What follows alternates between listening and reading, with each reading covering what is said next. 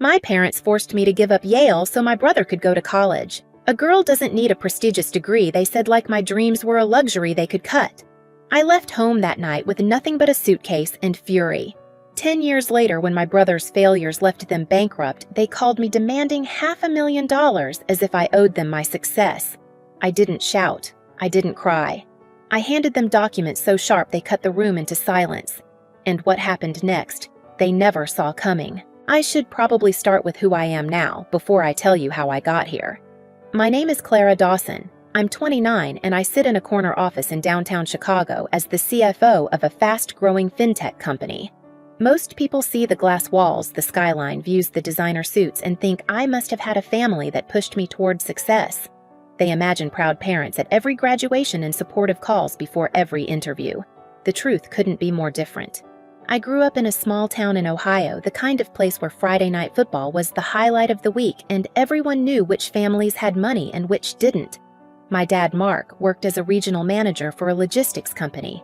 My mom, Linda, kept part-time jobs bookkeeping whenever offices needed an extra pair of hands. We weren't rich, but we weren't struggling either. From the outside, we looked like a pretty typical middle-class family, modest house, Sunday dinners, 2 kids. But inside that house, there was always a balance that never felt fair. My older brother, Derek, was the golden child. He was 3 years ahead of me, loud, easygoing, and spoiled. His report cards came home with C's and the occasional D, and my parents brushed it off as boys mature later. When he wanted tutoring or summer programs, they opened their wallets. When he messed up, they smoothed things over. Me, I was the daughter who was expected to help set the table, keep quiet, and not make things harder. I liked school maybe too much for their taste. I loved math problems, the kind of puzzles that made most kids groan. By high school, I had a 4.0 GPA debate team president tutoring on the side. My guidance counselor told me the Ivy League was within reach if I kept pushing. I pushed. I studied on weekends, used free online resources, borrowed practice books from the library. No one offered me private tutors. When I asked about SAT prep courses, my dad said, "You're smart enough. You'll figure it out." So I did. The day the Yale acceptance letter came in the mail, I thought everything had been worth it. I can still picture myself tearing open that envelope in our kitchen, my hands shaking, my eyes racing over the words. "Congratulations, we are pleased to offer you admission." It wasn't just admission, it was a full package. Tuition, housing, books, all covered through need-based aid and merit scholarships. For the first time, I felt like my future was real, not just some private fantasy I carried while walking the halls of my small-town high school. I ran downstairs to show my mom. She was at the stove stirring a pot of sauce. She read the letter, gave a tight smile, and said we'd talk when Dad got home. At the time, I thought she was just distracted. I had no idea that conversation would never come. And that silence in hindsight was the first warning that my dream wasn't going to be celebrated. It was about to be stolen. That night, I kept waiting for my parents to bring it up. Dinner was the usual: Dad talking about work, Derek talking about some video game tournament he and his buddies were obsessed with. My acceptance letter sat folded in my pocket, burning a hole through the fabric. I wanted to shout it from the rooftops, but I kept quiet. I figured maybe they wanted to make it a surprise celebration. But the celebration never came. Days passed. My mom said we'd talk soon. My dad brushed me off with, "We'll figure it out." Meanwhile, Derek's rejection letters started piling up on the kitchen counter. One from Penn State, another from Ohio University, then even the small local schools. Each time, my mom would sigh, rub his shoulder, and tell him it wasn't the end of the world. My dad would promise to make some calls. I was still holding on to hope, though. I thought maybe they were just stressed. Maybe they needed time to process both of us being at crossroads. So when Mom announced we were having a special Sunday dinner, I thought finally, they were going to celebrate me. The table was set nicer than usual. Pot roast, mashed potatoes, a bottle of wine Dad rarely opened.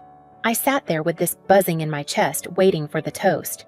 I imagined Dad raising his glass, saying how proud he was of me. Instead, he cleared his throat after dessert and said something I'll never forget. "Clara, we need you to decline Yale." I actually laughed, thinking it was a bad joke. But when I looked at his face, I realized he wasn't kidding. "We need to focus our resources on Derek," he went on like he was explaining a budget spreadsheet. "He needs college more than you do. You can always go to community college for a couple of years, then transfer somewhere affordable." Mom jumped in right after. Honey, a girl doesn't need a prestigious degree. You're smart, you'll do fine anywhere. But Derek, he needs every chance we can give him. I felt like the floor dropped out from under me. You want me to give up Yale? For him, I asked, my voice barely steady. Derek sat back in his chair, smirking like he'd already won. Hey, don't look at me, he said, raising his hands like he was innocent. Dad's face darkened. Watch your tone, Clara. We're your parents. We know what's best. I couldn't hold it in anymore. What's best for me, or what's best for Derek? That's when Mom's voice cracked. Don't be selfish. Your brother needs our support right now. Selfish. That word stung. All I'd ever done was work hard alone without their money or help, and now they wanted me to throw it all away. The argument spiraled from there, voices raised, Dad shouting about ungrateful daughters, Mom crying into her napkin. Finally, Dad slammed his fist on the table. You decline that offer by Monday, or you pack your bags and get out of this house. I didn't say another word. I just sat there feeling the pot roast go cold on my plate. Somewhere deep down, I knew my life had just changed forever. I barely slept that night. I lay awake, staring at the ceiling fan, listening to it creak with every rotation. My chest felt heavy, like someone had stacked bricks on it.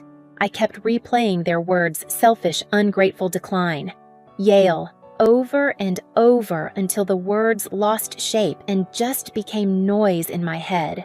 By morning, I knew I couldn't stay in that house, not with Derek gloating in the hallway and my parents pretending they were doing this for the family. But I didn't know where to go. That's when I thought of Grandma Margaret. She was my dad's mother, but unlike him, she had this quiet strength about her. Widowed for years, she ran her own antique shop, kept her own books, and never relied on anyone. Whenever I visited, she'd slip me cookies in the kitchen and ask about my grades like they mattered. She was the only one in the family who ever treated me like more than an afterthought. So I called her. My hands were shaking so hard I almost dropped the phone. I told her everything, my voice breaking halfway through. I'll never forget the pause on the other end before she said 5 simple words. Pack your things. Come here. That was it. No lecture, no hesitation. Just a lifeline. I waited until early morning the next day. The house was still dark. I stuffed my clothes into garbage bags, grabbed my laptop, and tucked the Yale letter into my backpack. My heart was pounding so loud I thought it would wake everyone up. I slipped out the front door, the screen door squeaking softly like it wanted to betray me. The drive to Grandma's was only an hour, but it felt like crossing a border into another world. When I pulled up, she was waiting on the porch with a mug of coffee and a slice of toast as if she'd been standing there the whole time. She didn't ask questions right away. She just hugged me tight and said, "You're safe now." In the days that followed, she helped me figure out my next steps. Yale was gone. I'd missed the confirmation deadline while my parents played their game. But the local community college was still open for applications. "It's not Yale," she said, "but it's a start. You'll get where you need to be." I wanted to cry again, but instead I nodded, because she was right. It wasn't the path I dreamed of, but it was still a path. Grandma paid the deposit for a tiny studio apartment near campus. She helped me find a part-time job at a diner, and when my car broke down, she covered the repairs without blinking. Every Sunday, she'd invite me over for dinner and slip $20 bills into my textbooks when she thought I wasn't looking. "Family takes care of each other," she'd say. Real family. Those words stayed with me because for the first time, I understood what family could actually mean. Community college was nothing glamorous. The campus was a cluster of aging brick buildings that smelled faintly of industrial cleaner and burnt coffee. My studio apartment had walls so thin I could hear my neighbor's alarm clock every morning before mine went off. But it was mine. It was freedom. Those first months were brutal. I'd go to classes during the day, then head straight to my shift at the diner. Greasy floors, clattering dishes, the constant hiss of the fryer, it became my soundtrack. I'd drag myself home around 2 in the morning, still reeking of hash browns and cheap coffee, then stay up another hour to finish assignments. On good nights, I got 4 hours of sleep. On bad nights, less. But I kept pushing. If I wanted to transfer somewhere better, I had to keep my grades perfect. So I lived on instant ramen, day-old diner rolls, and adrenaline. My parents called a few times in those early months. I'd see their number light up my phone, and my stomach would not. Sometimes I'd listen to their voicemails, Dad telling me I was being dramatic, Mom insisting I should come home and make things right. I never called back. Derek sent me one text calling me selfish and a traitor to the family. I blocked him. Grandma, though, she never let me feel alone. She'd cook Sunday dinners that smelled like comfort roast chicken fresh bread pies cooling on the counter. She'd pack leftovers into containers pretending she accidentally made too much.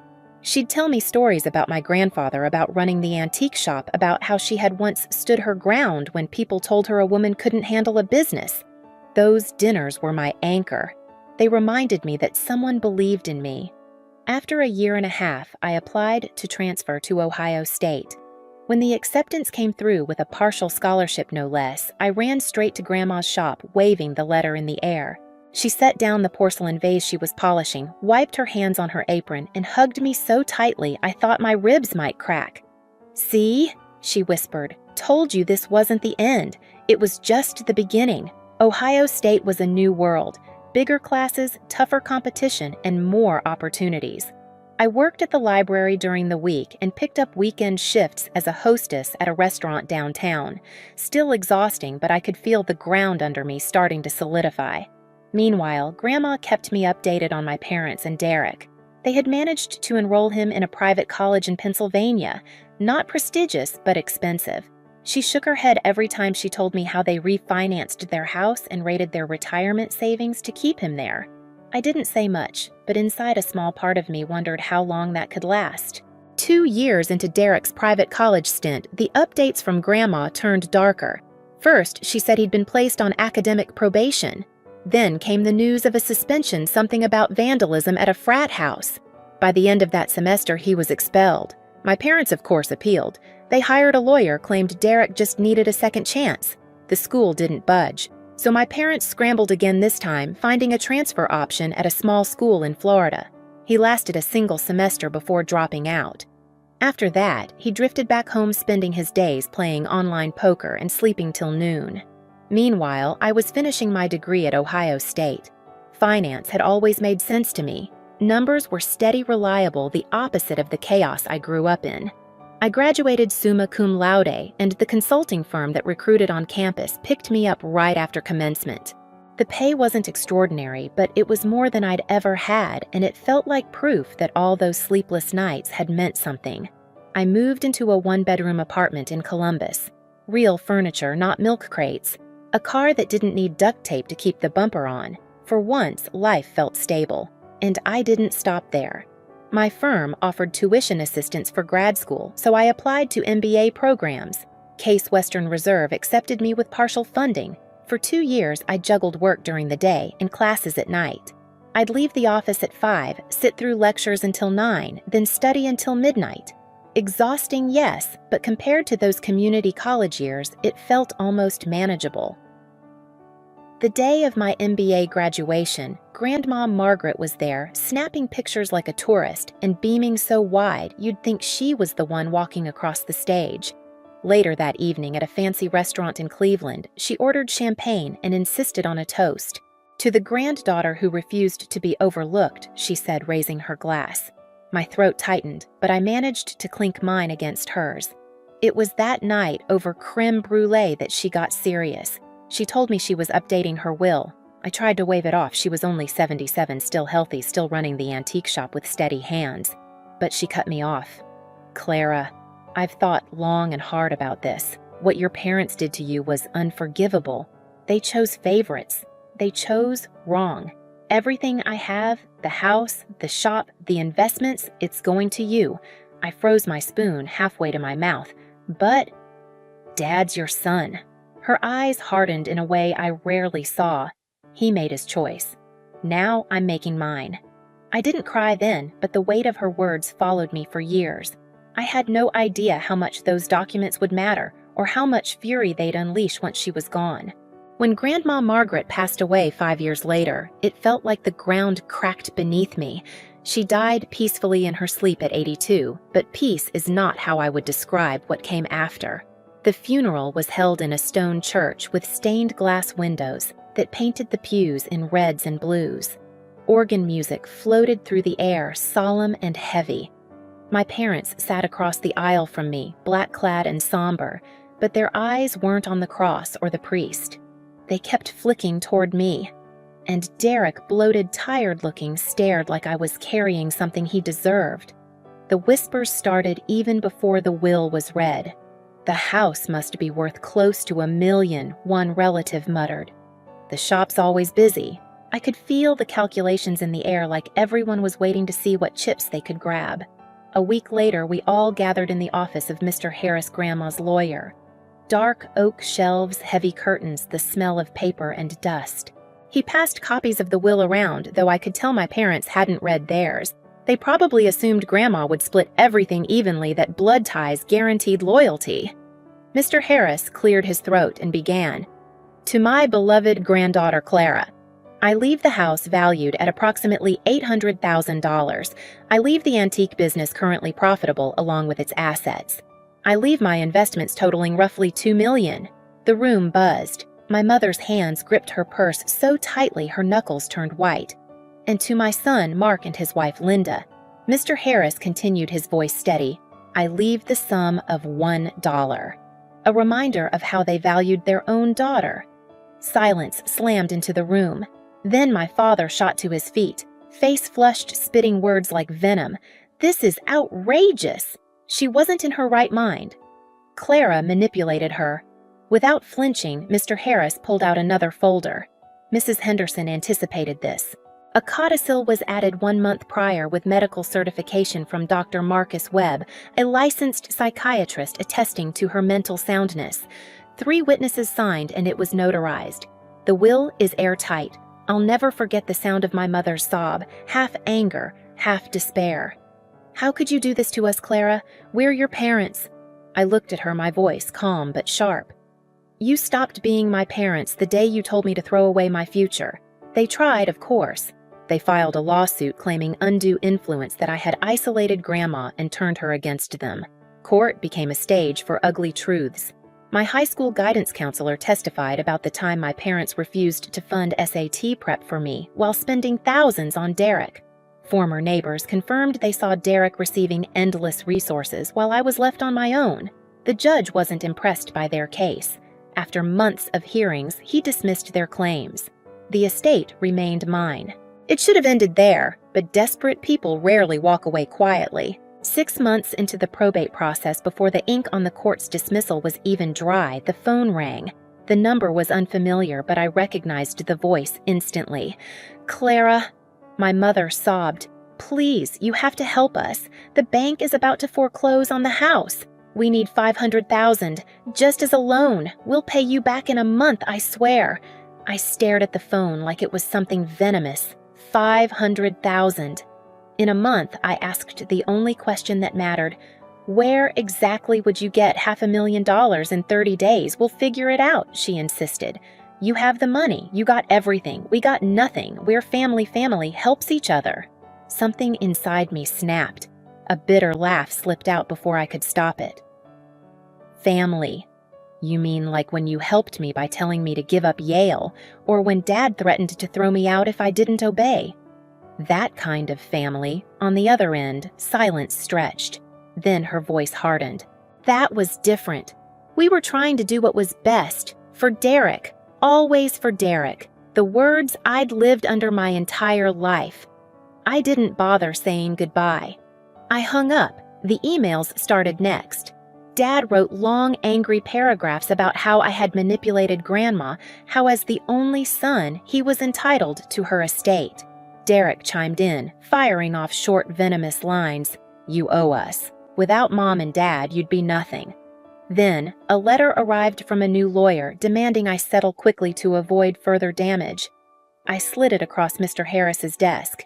He read it, smirked, and drafted a response so sharp it might as well have been a blade, every claim dismantled, every threat turned into dust. Meanwhile, I kept working. My consulting job had turned into a finance director role at a tech startup.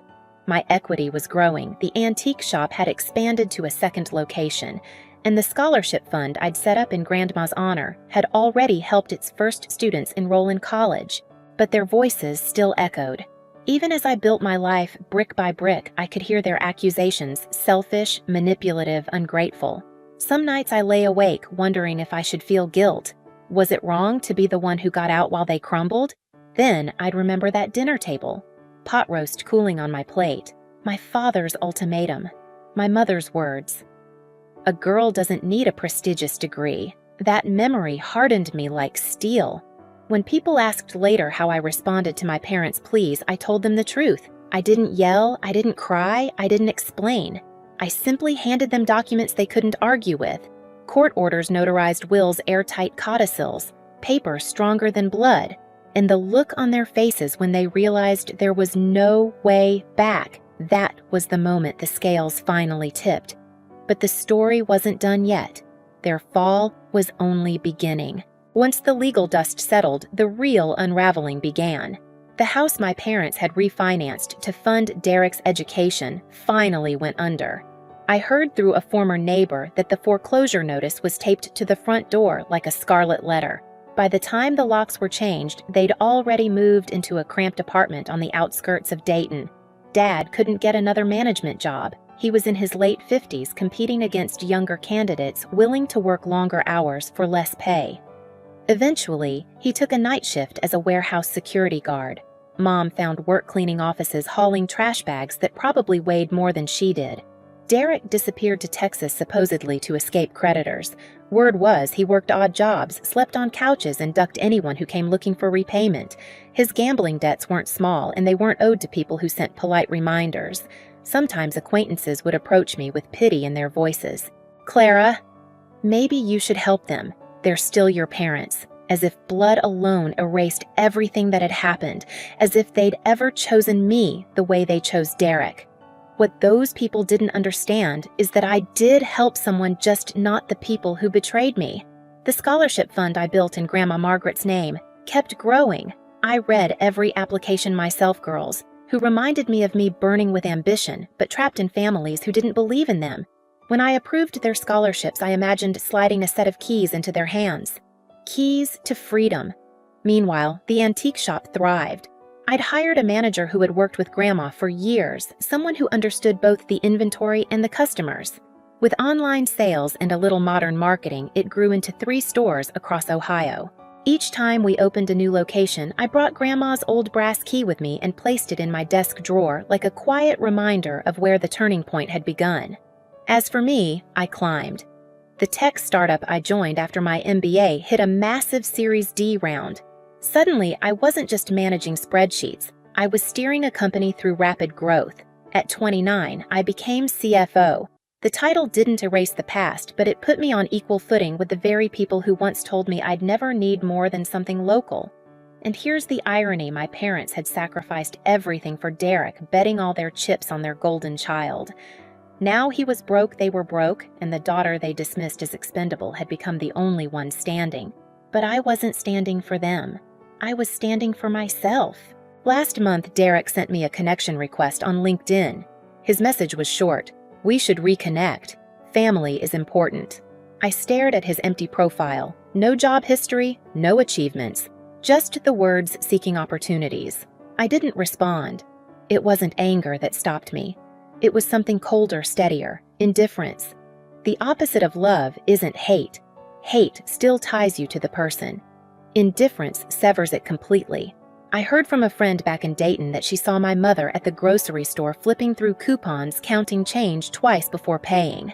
My father, I'm told, walks his warehouse rounds with a flashlight slouched from exhaustion. Do I pity them? Not really. They made their choice years ago over pot roast and wine when they decided their daughter was less than their son. Sometimes I think back to that night, me sitting at the dinner table waiting for praise and hearing an ultimatum instead. I wonder if they ever replay it the way I do. Do they recognize that was the night they lost me? Do they understand that their favoritism cost them everything? I doubt it. People like them never admit they're wrong. They'll go to their graves believing I was selfish. But here's what I know: their cruelty shaped me. Their rejection forced me to build resilience brick by brick. Their favoritism showed me what not to become. If they had supported me, maybe I would have gone to Yale, landed a good job, lived a comfortable life. But I wouldn't have fought as hard. I wouldn't have appreciated every small victory the way I do now.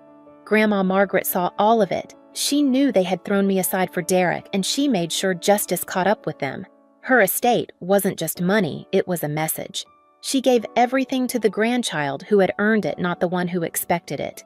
And I've carried that message forward. The scholarship fund grows every year. Dozens of young women have already graduated because of it. They send me letters about their new jobs, their families, their dreams realized. Those letters sit in a folder on my desk right beside Grandma's brass key. They are my legacy. So, no, I don't lose sleep over my parents. I don't ache for Derek. I built a life without them, a life full of chosen family mentors, colleagues and students who remind me why I keep pushing. The girl who was told a prestigious degree was wasted on her is now a CFO, a business owner, a benefactor. The golden child they gambled on is gone, and the parents who forced me to choose between my future and their son, they're left with nothing but the memory of what they lost. Their loss, my gain. And I sleep just fine. If this story hit you hard, don't leave without subscribing. More true stories of betrayal, justice, and unexpected payback are coming every week.